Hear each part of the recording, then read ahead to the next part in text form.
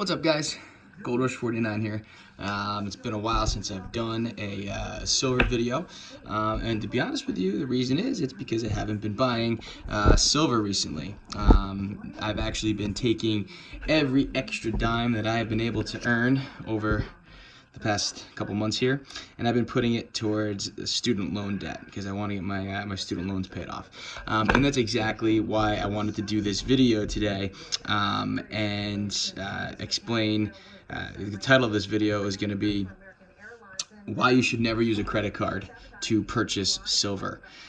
And I've experienced this with a lot of my friends that are silver stackers. They see, especially now with that rise in price of silver, because it's been making a rally here the past couple days. It fell pretty hardcore yesterday, but it's been on the uppity up, and they're basically like, oh, I don't have the money right now, but we might get it to double again like it did in 2010, 2011, and $40 an ounce for silver, and they get all excited about this and they want to make that quick buck. So I'm going to tell you why I don't believe in that. Anybody that's watched a video on my channel before, you'll notice that I treat this as my savings account. Silver is a savings for me. It's a hedge against inflation because it's always going to be valuable. The dollar, every time they print a dollar, the value goes down. Silver, it's mined, and it goes up typically.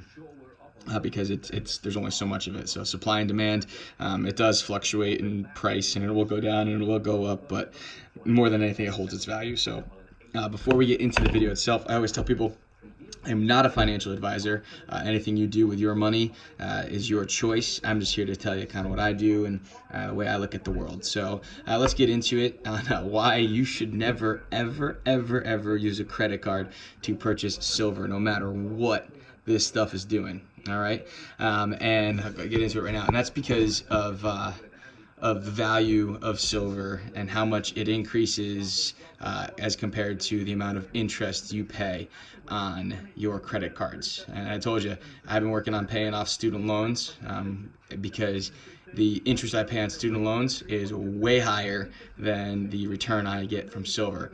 So before I continue to purchase silver, I'm going to make sure that all of my loans and debts are paid off. So pay off your debt first. That is the best thing that you can do because it robs you of your wealth. Month by month, payment by payment, your wealth is being robbed away from you. So within the next 6 months, I should have my student loans paid off, and then we'll go back to purchasing silver in large quantities, and we'll take all that interest money I was paying and we'll put it towards silver and gold. All right, but here's kind of what I was looking at here. Grab this off the stand here, show you.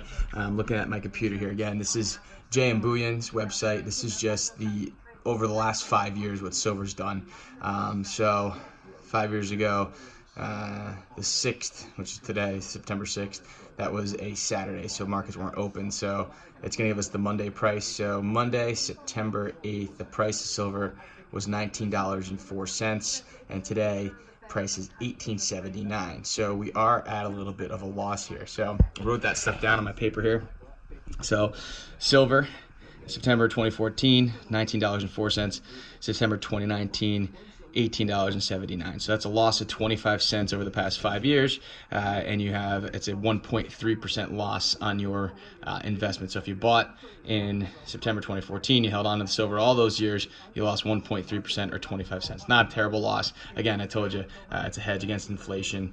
Stock market's been really good recently. But that's your silver. So people are looking at this and like, oh, well, if you buy it, at 19 and then you sell it at 40, you're making a crazy huge, profit, and you make a huge percent there. So, we're not going to sell it here. We're going to sell it, way up here. And even so, even if you did sell there, look where it peaked, in 2016. That's the highest it's been in the past 5 years. It looks like it was at $19.52. So, it's not crazy huge, return you're making on it. And again, I told you this, I'm not about making all the returns out there. That's not the point of this. The point of this is it's a hedge against inflation, and it's a savings account that will hold its value. So that's that. Now, when people go out and they buy it on credit card and they buy on credit, here's what happens. Okay, and I'm just going to show you. This is nerdwallet.com. This is just what they what you're going to be paying on a credit card. And they give you all these, oh yeah, you know, get $150 cash bonus, 1.5% cash back on everything that you buy. Yeah, all well and good, but look here.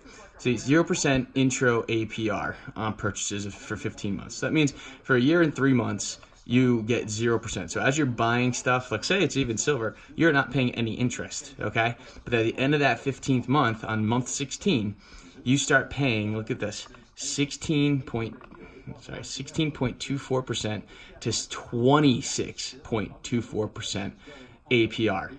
Okay, that's your interest that you're paying on it. So that's just that one card. People are like, oh, you know, there's better cards out there. So let's look at them. Discover card. Let's see if it tells us what's on here, what you're going to be paying. So see card details. Let's see, view rates and fees. I have to open that in a new tab. Let's see what happens when we do that. But anyway, so that one's not telling us the APR on it. It doesn't look like it anyways. Yes, so it's not giving you the APR. Venture card. Let's see, what is this giving us here? Does it tell us an APR? You get a $95 fee every year, so $100 a year to keep the card. That's great. I don't see that that being a bad investment, or a good investment, I should say. Yeah, it's not worth the price there. $100, rather have $100 in silver. Okay, so here we go. Bank of America card, right? Telling us right here, after your intro rate after that offer, 14.99% to 24.99% you're paying on that. Okay, so what am I getting at here, right? So you're like, oh, you know, I'm taking too much time here, but what I'm getting at is on a credit card, okay, on a credit card, all right, you're paying an average of, you know, 20%, let's say, because, you know, somewhere up to 26, somewhere at 16, you know, 16, it depends on your credit score, all that stuff. But, you know, for your credit card, let's say you're paying an average of 20% interest, or APR. Okay, so I use this example here. So on a credit card, let's say you bought $1,000 worth of silver, right? And you had a 20% APR. And I understand, you know, you have rewards and all that stuff. The rewards, they're just a trick to get you to use the credit cards, right? Honestly. But so again, average APR 20%, right? Per year. That means every year that $1,000 stays on the credit card, you are paying $200 in interest. Okay, so think about that. $200 in interest. So you bought $1,000 in silver, but on it you paid $200 in interest. So right there, you already lost $800, right? So, and then let's say you hold on to that for 5 years. You don't pay this off. I understand you're gonna make payments, and the principal comes down, all that stuff. But again, I'm just trying to make it easy to kind of understand what's going on. So over 5 years, right? Your silver, you lost $13, right? So you lost my control there of my phone. Your silver, you lost 1.3%, right? On $1,000 in silver, right? So that ends up being $13 that you lost on your silver. Not a huge loss, but $13, whatever, right? But over the 5 years, you lose $1,000 in interest. Okay, so you pay $1,013. So that's twice the amount of your original purchase of silver, right? Silver lost money. Okay, so you lost $13 on silver, and then you paid $1,000 to get it. Like, it just does not ever make sense. The best thing that you can ever do is you pay off all your debt, and then you go out and you can buy all the cool silver that you want to, and then store that. And that is your store of wealth. Gold, silver, good investments. But again, you do not want to go out and put it on a credit card, no matter what silver is doing. I mean, that is an insane amount. You know, 20% APR on a credit card. It just does not make sense. You'll never be wealthy this way, okay? Debt robs you. Payments rob you of your wealth. Pay off all of your debts. And again, that's why I said I'm getting all my student loans out of the way. Pay off all of your debts, all right? And no matter what they are, they just rob you every month of interest, right? So, you're paying 20% interest every single year on the stuff. I mean, that's just $200 a month you could put into your savings. You could put into into silver if you want to. You could put it into gold. You could put it into the stock market. That's going to return money to you. It's going to return money to you and not rob you of it. So this goes for credit cards. This goes for car loans. This goes for anything. Save your money and purchase those things, okay?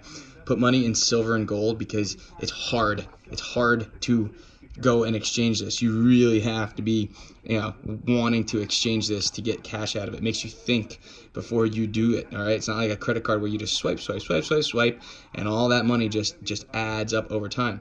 When it's in silver and gold, it makes you think about it. You're like, I got to go find someone to buy it. I got to exchange it out.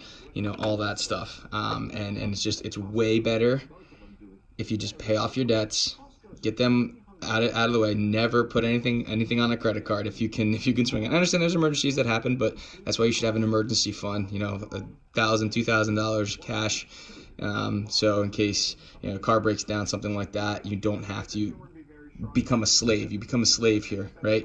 You're indebted to people and you owe, and then they charge you to owe. It doesn't make sense. So if I can give you my 2 cents out there again, and I'm not your financial advisor, this is just me giving you numbers.